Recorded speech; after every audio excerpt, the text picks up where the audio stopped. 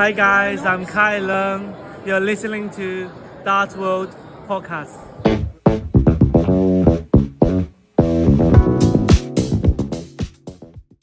Hello and welcome to episode 12 of the Darts World Weekly podcast. My name is Harry Masterson. And I'm AJ Ernst-Toft. How are we this week, AJ?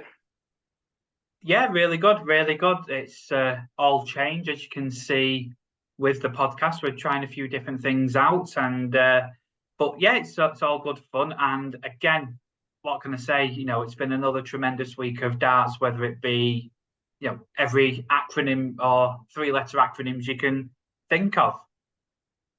Absolutely. You mentioned there's been so much going on within the world of darts, and I feel the best place we should start is the Premier League. Absolutely, absolutely.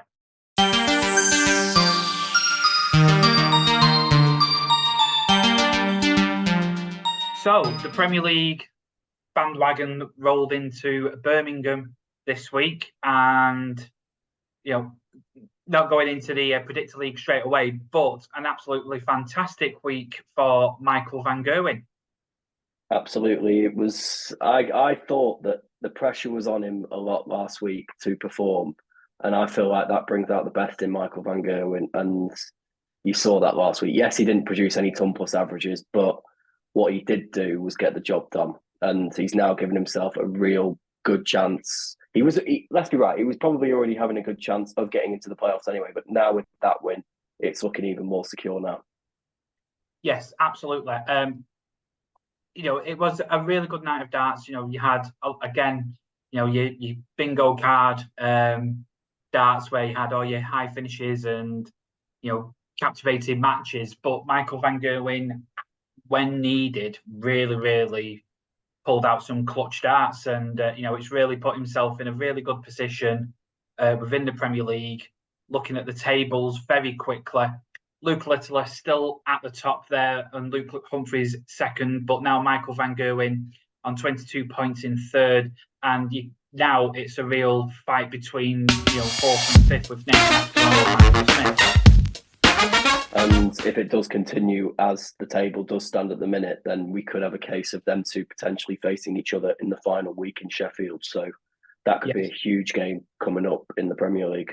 Massively, massively. I mean, we did mention last week the Yorkshire double, as I'm going to start coining it, between Leeds and Sheffield, is going to be a tremendous fortnight of darts. Absolutely, and I feel like the top two now in Luke Littler. Humphries obviously returned to winning ways last week, so you got Littler and Humphries who are looking pretty much secure at the minute in terms of the playoffs. I think Van Gerwen last week has done himself a huge favour because there was huge pressure on him last week because it was looking like he was going to get dragged into a race with Nathan Aspinall and Michael Smith for the remaining two playoff spots. And I feel like there's a bit of distance now between him and fifth place now. Yeah, massively. He's put that gap of points between him and fourth, and I think that's pretty much that top three, locked in as far as I'm concerned. But as we said, coming up to Sheffield that last week where it's seeded, it's going to be a real dogfight, and best man wins, goes through. And looking at the Premier League at a more recent angle, I think you've got to look at the night in Rotterdam this week, and I feel like Michael van Gerwen, having won in Birmingham last week, I feel like this Rotterdam night has come at the perfect time for him. Yeah, he's got his wind back, and he's back to his best. Well, I wouldn't say back to his best, but back to winning ways, as we've mentioned. And in the interview that he did off stage, when again questions are being asked about Luke Littler, and rightly so. He's been in the PDC 4 months. And he's doing, he's wrote a lot of headlines, and he's made himself a lot of money, both on the board and off the board. And but I just thought some of the replies from Michael van Gerwen might have been a bit, I don't know, a bit of jealousy perhaps, or just very snarky comments that I don't think is necessary. I mean, he is one of the best players ever to throw a dart. I think that says it all. He doesn't need to inform himself and everybody else of that fact. His stats are there. I feel like we've always seen this with Michael Van Gogh, and obviously when he first broke through, there was that bit of a cocky sort of way he went about things in terms of how he conducted himself in interviews, and then you had that occasion a couple of years ago when Joe Cullen got into the Premier League, and he was saying stuff about him when he first got selected, and now we're seeing it again. He's always had this sort of arrogant sort of way in terms of how he deals with himself in these interviews. And like after the end of the World Championship semi-final last year with Dimitri van den Berg, he said something along the lines of, if I was playing darts like that, I would be complaining as well, in reference to when he said about when Dimitri had a go at him about the encroachment on the hockey. So it's always been there, and some people are not going to respond to it, and other people are going to respond to it in another way. So it's how you perceive it, really. And I don't really have a problem with it, to be honest. Yeah, I mean, there's a fine line between confidence and arrogance, and Luke Littler was not involved, but he was when Petrescu gave him a few choice words after the match. But as we said, how one person manages the board can be different to another. But it's not a case of arrogance; it's a confidence of what you can hit, and what you're going to be doing, and how one person does a checkout might be different. When tops was kind of not frowned upon, but kind of a cocky shot now is the norm in more respects than one. But I think Michael Van Gerwen as I said, it's that fine line between confidence and arrogance. And I think he needs to put a bit of respect with Luke Littler, because he's been thrown into a situation that any other person probably would have shied away from. But Luke Littler, being so young as well, has latched onto it and has made a real impact in the darts. And I think it's because it's not MVG, there might be some sour grapes. Well, all I can say is that if Van Gerwen continues down this line and Luke Littler does continue to listen to this and think, well, do you know what, this is a bit arrogant, then it's giving him the motive whenever they play each other next on the big stage. And I feel like when you give a player another reason to beat you, that is a bad sign as a player. And if that does become the case, then Van Gerwen will only have himself to blame for what he said. Yes, yeah. I mean, Taylor was the one dominant person, for years and years and years, and then Michael Van Gerwen came in, and he was that one person for a couple of years. It wasn't as a longer reign as Taylor, but now you look at not just this Premier League 8, but you look at the top 16, and any one of them top 16 could win whatever event it is.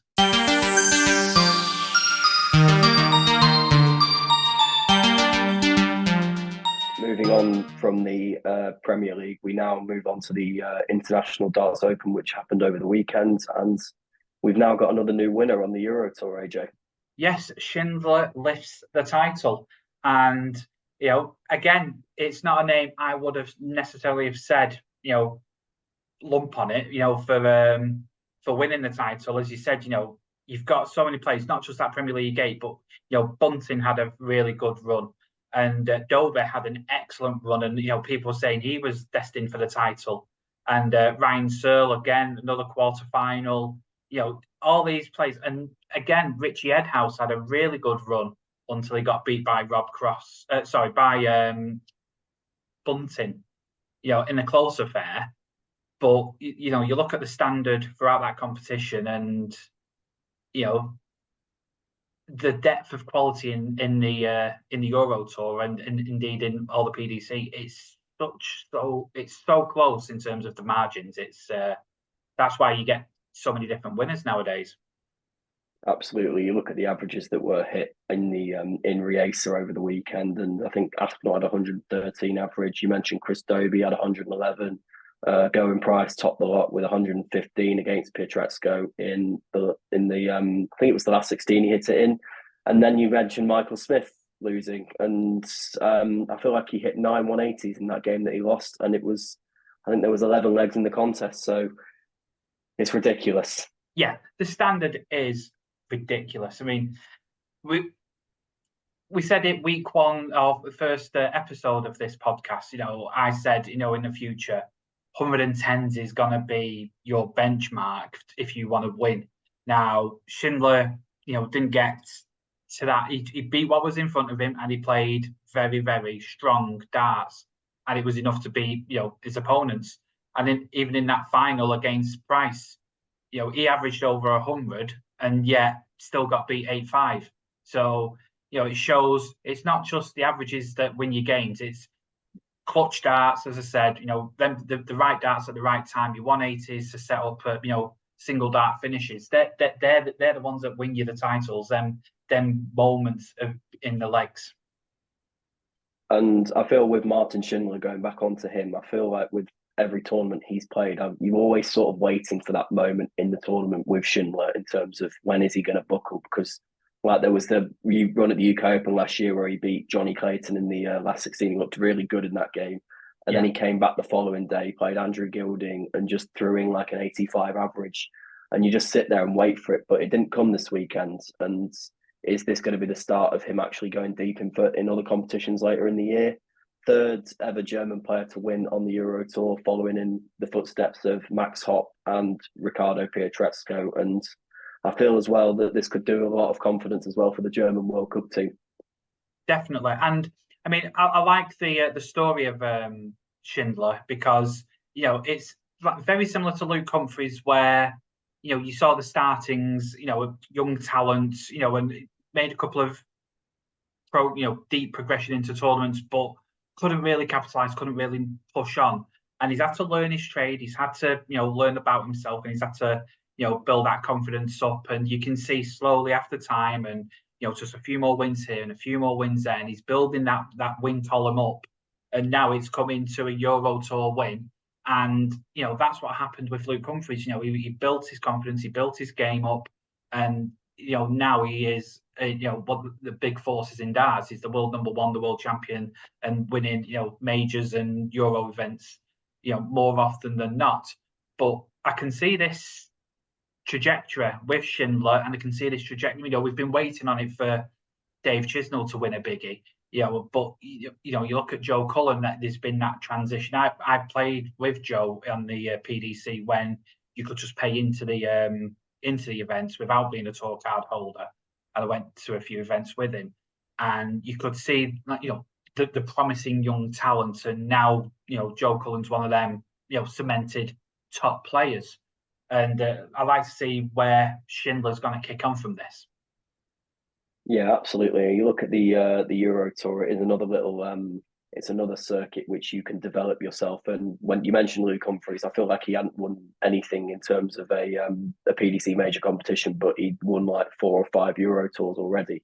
So the confidence in terms of where his game was at was coming through that. And I think when you look at what he won last year, obviously he won the Grand Prix.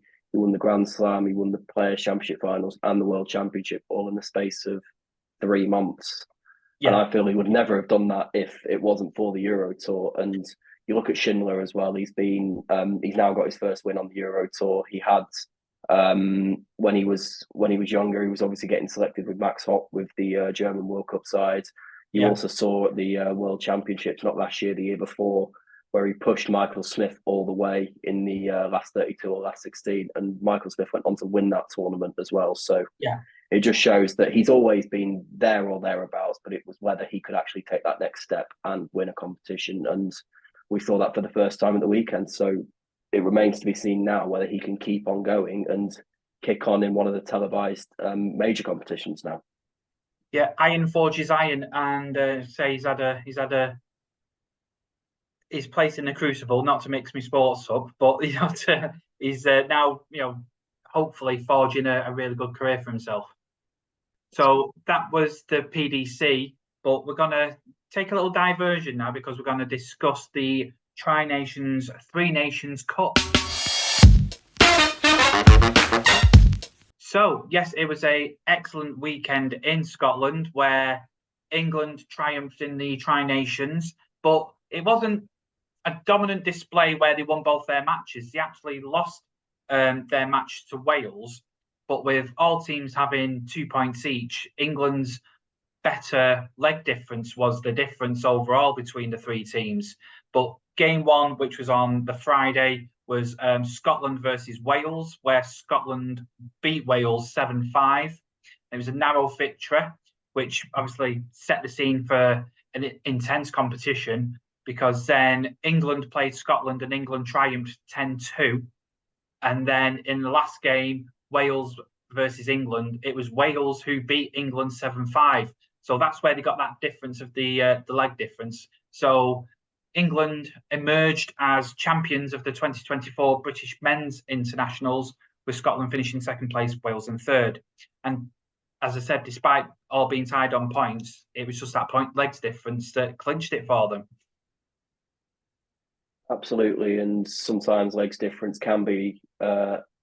It does come to that sometimes, like we saw at the Super Series only last week, that legs difference couldn't play the factors, couldn't separate 3 players, so they had to go to the 9-dart shootout. But every leg does count, and this is where it shows.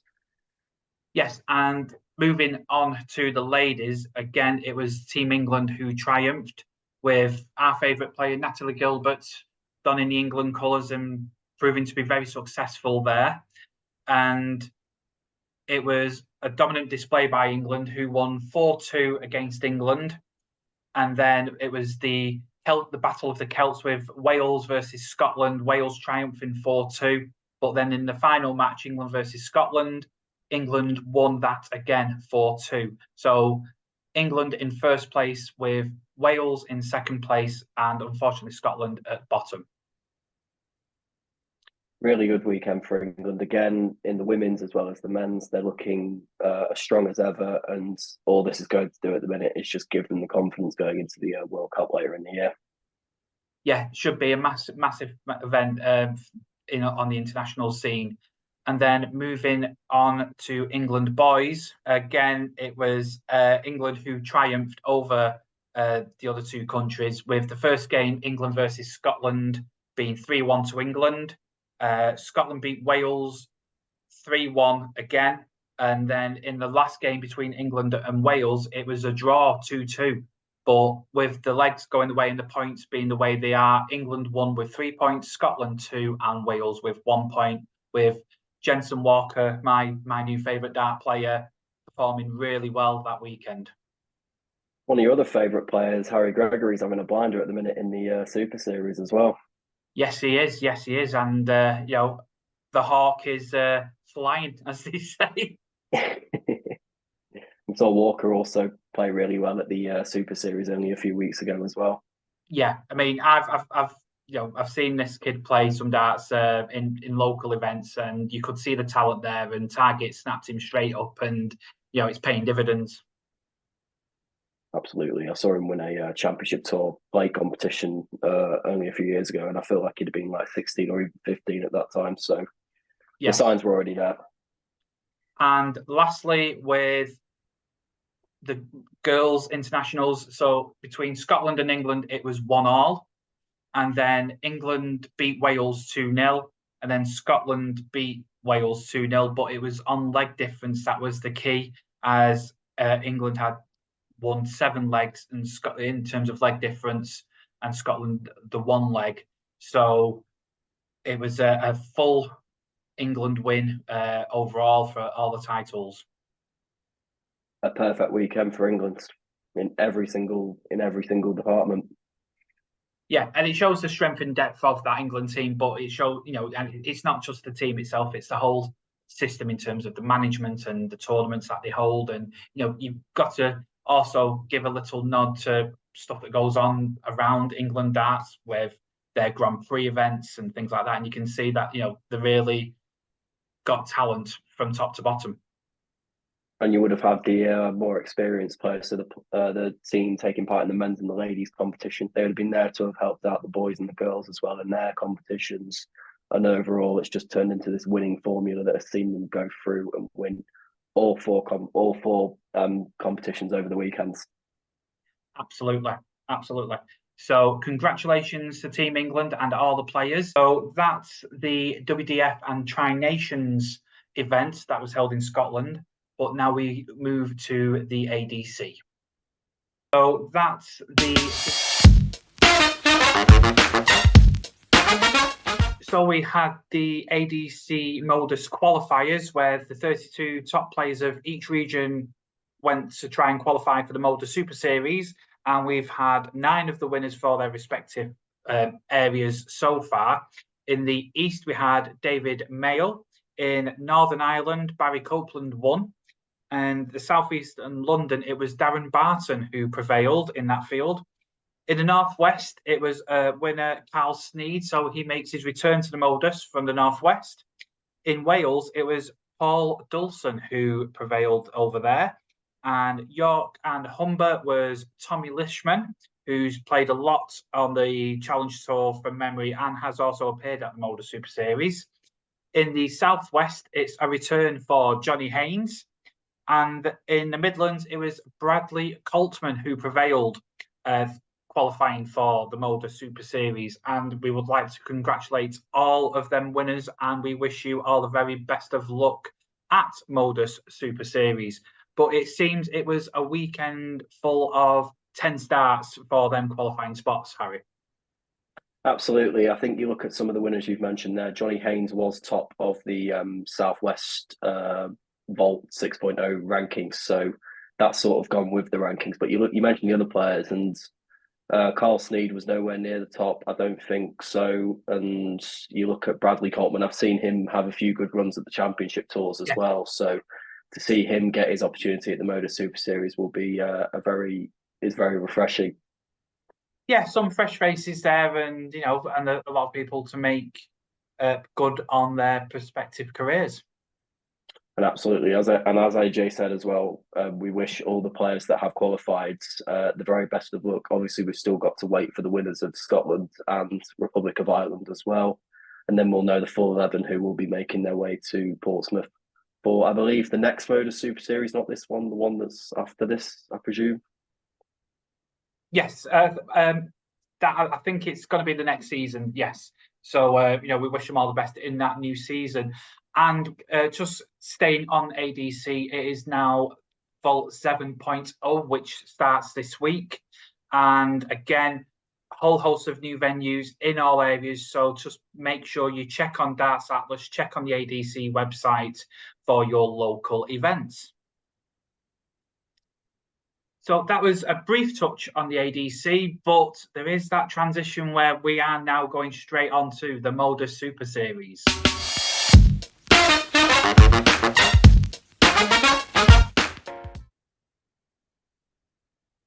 And a great week of Moda Super Series darts, where the eventual winner was Bradley Brooks. I saw his name in the lineup last week, and I was thinking that this could be a chance for him. Like we watched him win a championship tour, so he was always coming into the Super Series on the back of a win. And he mentioned that he hadn't ever prevailed in a senior competition before, and he's now done it twice in the space of, I want to say, like 2 weeks, 3 weeks. Yeah, and it's just going to do it. Like, he's obviously lost his tour card at the start of the year, but he's now starting to win competitions, and it's just going to put him in very good stead for Q School at the start of next year. Absolutely. I've known Brad for a long time in the Northwest Darts, coming out of Blackburn way, and he's always been one of them really good players, and you think, keep an eye on him, one to watch kind of thing. And we made it through Q School first time round, and then he got through via the winning the under-21s, but he's had good performances on the Pro Tour. He's just obviously that consistency that is needed in that field. But now I think he's able to rebuild himself, and he's with a new manufacturer for darts with Shot, and the darts are going really well for him at the moment. And I think he's just found a new lease in life at still a very young age. Yeah, you look at Bradley last week, he came through a very difficult field in terms of what he had to beat to win and secure his spot in the Series 7 Champions Week. He obviously took on Darts World Ambassador Colin Osborne in the final, who did really well, I should say, to get to the final. He obviously lost his opening game and had to beat Conan Whitehead in his final match to prevail to the semi-finals, which he did. And it was a tough field, and obviously Bradley has come through it, and obviously it's just going to get even tougher now because he's got to come back and potentially prevail at Champions Week. Yes, and speaking of Champions Week, we've got all the champions so far for this series, you look at the names: Reece Robinson, Conor Heenan, Bradley Ross, Neil Duff, Andreas Harrison, and Jimmy Van Schie, and now you're adding Brad Brooks. I mean, for them remaining 5 spots in Champions Week, do you really want to go? It is a very, very strong field, and look at the players that have had to miss out for these players to get in, like both of the Series 6 champions. I feel like I say this every week, but the Series 6 Champions Week finalists are not even going to be there in Scott Taylor and Tom Sykes. They both lost in the finals to Scott Taylor obviously lost to Neil Duff, and you had Tom Sykes lose to Jimmy Van Schie last week. Yeah. So, yeah, we're literally seeing a very tough lineup of players starting to form, and as we've already got 5 more still to come as well. Yeah, you've got a good mix of names there. You've got some that people will know, and you've got people that have yet to hit the limelight. But again, it's going to be a fantastic week of Champions Week darts when we get to it. But we've got 5 other weeks to really look forward to, and again, these are the opportunities that make the players, and then hopefully they kick on and progress and go to the land of plenty with the PDC. But I'm not saying there isn't plenty to do. Not when you're off the PDC, there's so many opportunities without a tour card. It's really an open field. Absolutely. I remember speaking to John Henderson last year. Obviously, he lost his tour card and was starting to play away from the PDC, and he was talking about how he was overwhelmed with how much there actually was, and he actually felt more tired playing off the PDC in comparison to playing on the tour. So, the opportunities are there, and you can play yourself into form. And whether I feel like the Moda Super Series is one of the main sort of avenues to go down now. And you look at the players that do get their tour cards at the start of the year, and you do notice that some of them have played in the Super Series before. Yeah, whichever road you deem to take is always a land of plenty, whether it be PDC or not. But that was the week that was, and now we've got to think ahead, because now it is time for the Predictor League.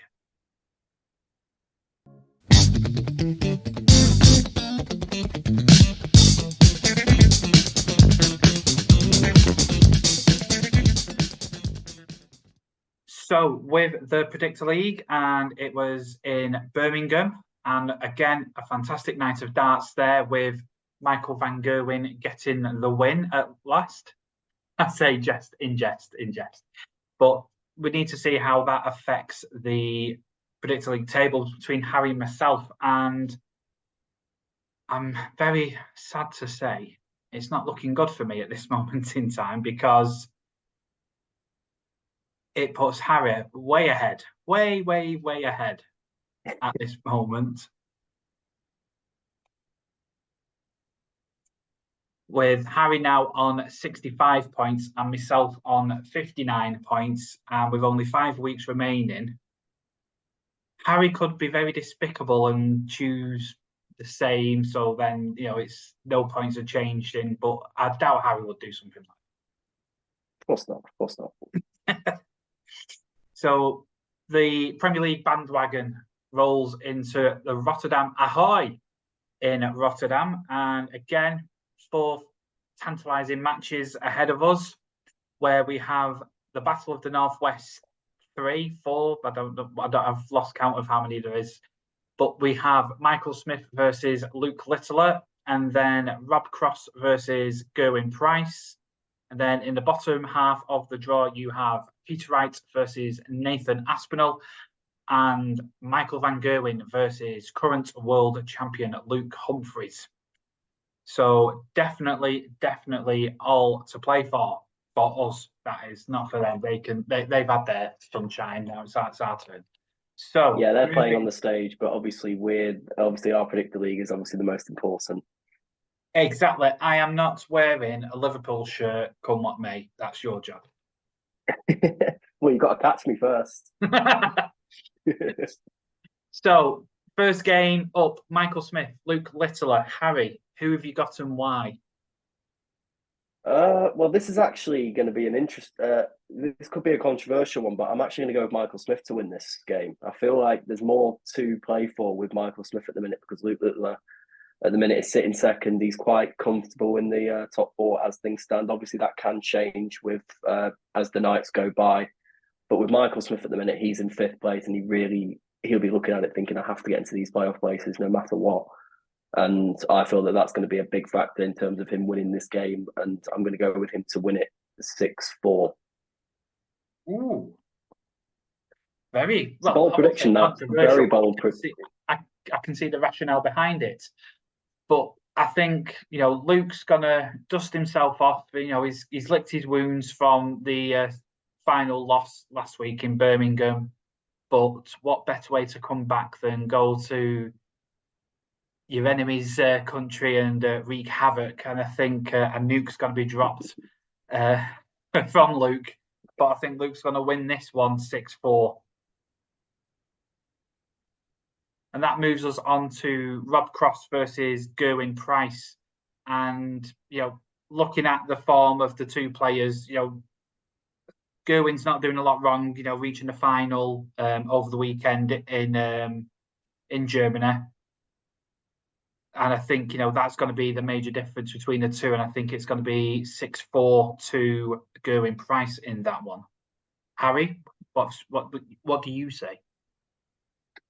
I agree with you on this one. I think Gerwin Price will be the winner. I don't agree with the score, but I agree with the winner. I just feel like the two players at the minute are in completely different places. Rob Cross, not really in the best of form at the minute, whereas Gerwin Price, obviously, he's coming into this on the back of reaching the final of the International Darts Open. He was actually, if he won that final, he'd have been a 3-time back-to-back winner of that competition. So, obviously, a bit disappointed with what happened in the final. But as I mentioned, he's at 115 average. He hit other plus averages over the weekend. And I feel that Price will win this 6-3. Oh, right. Because them extra points are now coming really handy now. You won one of them last week with the first game of Peter Wright, Luke Humphries. You got an extra point on that. So they are making a big difference, these. Which that moves us on to game 3, which is Peter Wright versus Nathan Aspinall. And again, this has got a lot more riding than what, the league table will have you thinking. Absolutely. You look at the two players at the minute, and Aspinall again, after what happened, he was the player that did suffer the most last week with what happened. Because you look at Michael Smith winning and reaching the semis. Van Gerwen obviously won the whole night.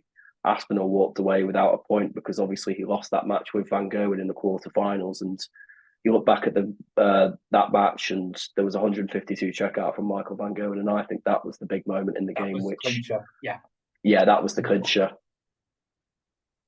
So, what's your idea on the results?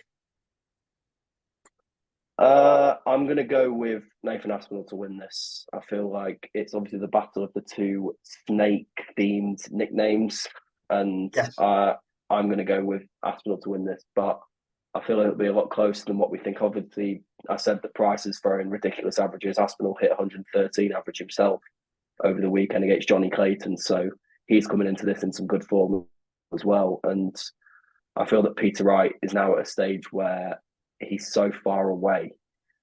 There's obviously going to be weeks where I feel like Peter Wright will become the party spoiler, but this week I don't think it's going to be the case. And I'm going to go with Nathan Aspinall to win 6-3. Okay. I was looking at a similar kind of results with Nathan Aspinall winning. I think his game is, he's just that bit better than Peter Wright's in the overall departments. And, as I said, Peter Wright's just doing a bit of searching for form at this moment. And it's coming and going, but, it's just that consistency that's lacking at the moment. But I think, Nathan Aspinall's going to win this, but I think he's going to win 6-4. Which moves us on to the last game. And what a humdinger of a game it is. MVG, the local hero, or the country hero, versus the world champion Luke Humphries. And it's my pick on this one. And again, this is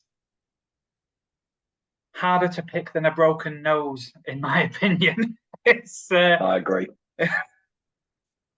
look, you can look at the form and you can go, well, and then you can look at recent tournaments and you can go, well, and it's just, there's nothing between them in terms of averages, what they can pull out, and in terms of, recent performances.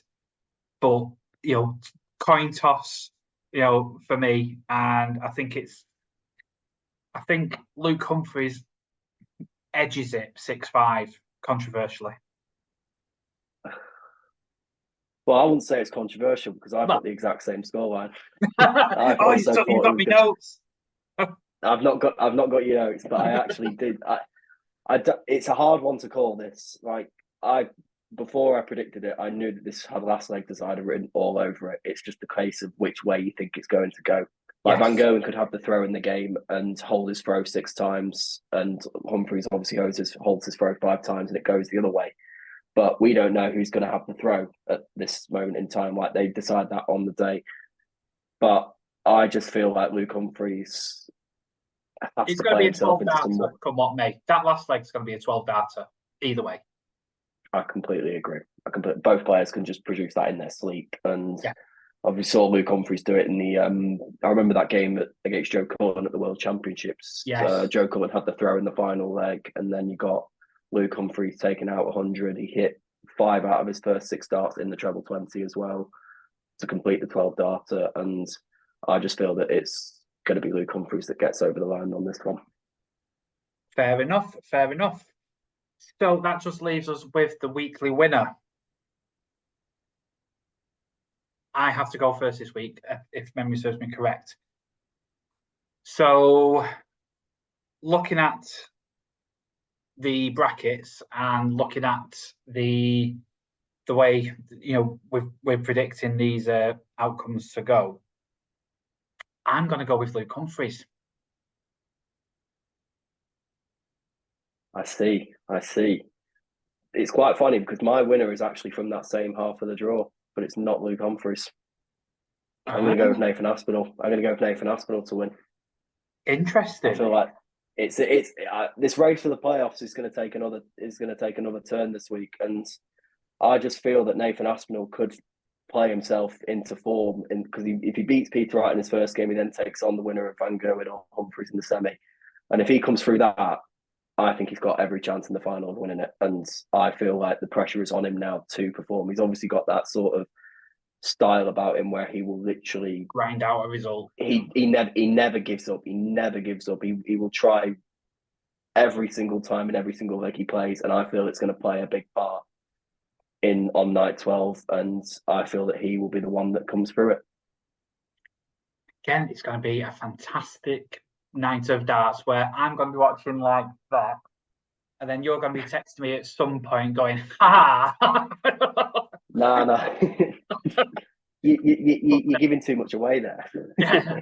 No, it's going to be a fantastic night of darts, and as I said, this week has been harder to pick than most weeks, and it's going to be a good one. It's getting very difficult to predict now, and as you say, I'm very much looking forward to seeing how it unfolds on Thursday. So that's the Premier League.